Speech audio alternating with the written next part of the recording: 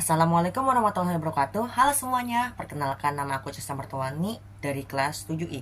Di sini saya akan akan menyampaikan sedikit tentang sujud sahwi, sujud syukur, dan sujud tilawah. Mari saksikan.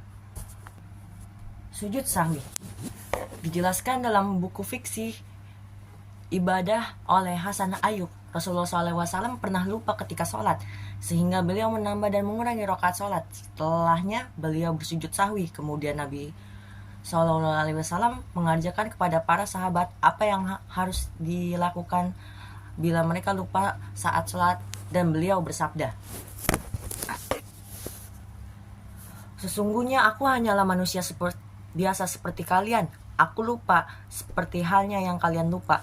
Bila salah satu dari kalian lupa, hendaklah sujud 2 kali." Hadis riwayat Muslim.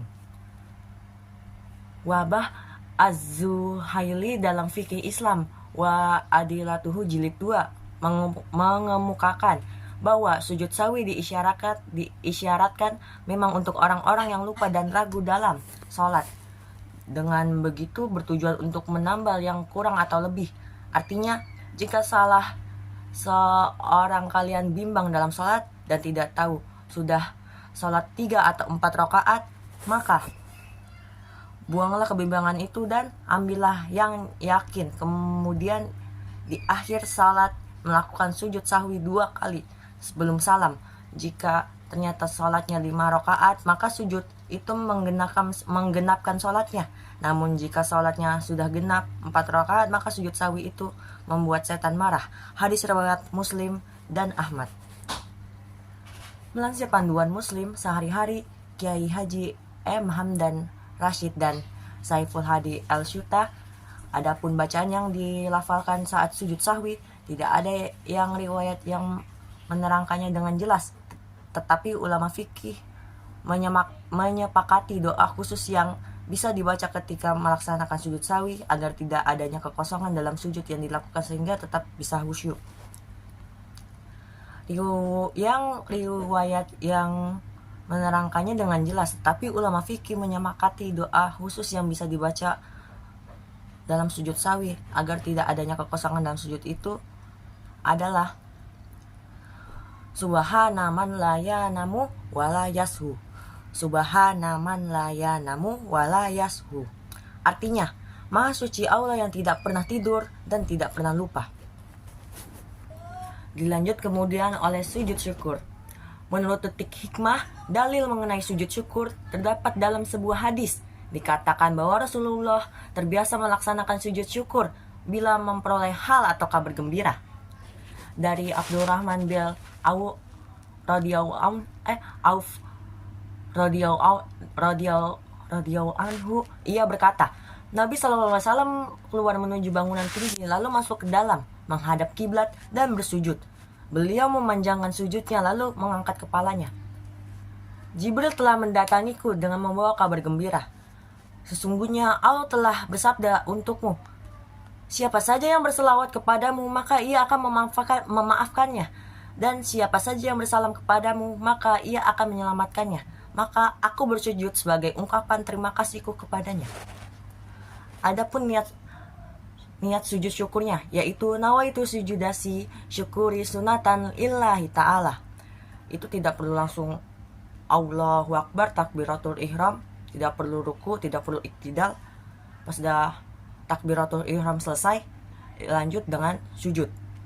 Nah, sujudnya itu dapat doa sujudnya itu kalau nggak salah bacanya bisa tahlil, zikir, tahmid, intinya yang menyebut nama Allah. Contohnya yang sini yang saya akan baca nantinya, alhamdulillah yang akan saya baca di sini adalah subhanallah walhamdulillah wala ilaha illallah wallahu akbar wala haula wala quwata illa billahil aliyil azim. Dilanjut dengan sujud tilawah. Jika anak Adam membaca ayat sajadah lalu dia sujud, maka setan akan menjauhinya sambil menangis. Setan pun akan berkata-kata, celakalah aku, anak Adam disuruh sujud, dia pun bersujud, maka baginya syurga.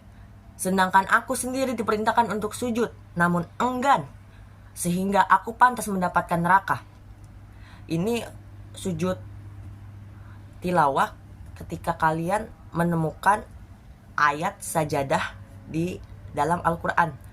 Contoh ayat sajadah di dalam Al-Quran itu ada di surat Ar-Rod ayat 15 atau 14 gitu.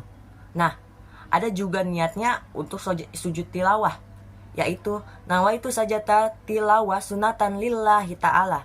Ya, seperti sujud syukur, tidak usah rukus dan tidak langsung takbiratul ihram dan sujud. Nah, bacaannya ketika sujud adalah sajada wajahiyah lillazi khalaqu wa sawarahu wa syaqqa wasamsu wa basaruhu bil haulihi wa kuwatihi. Artinya, wajahku bersujud kepada Allah Subhanahu wa taala, yaitu zat yang menciptakan, yang membuka pendengaran juga penglihatannya dengan daya dan kekuatannya. Ya, sekian presentasi yang dapat saya sampaikan ini. Selebih dan kurangnya mohon maaf. Wassalamualaikum warahmatullahi wabarakatuh. Halaman layanamu walayasbu. Nawaitu sujudasi sunatan lillahi ta'ala. Allahu akbar. Walhamdulillah wala ilaha illallah wallahu akbar. Wala haula wala quwata illa billahil aliyyil azim.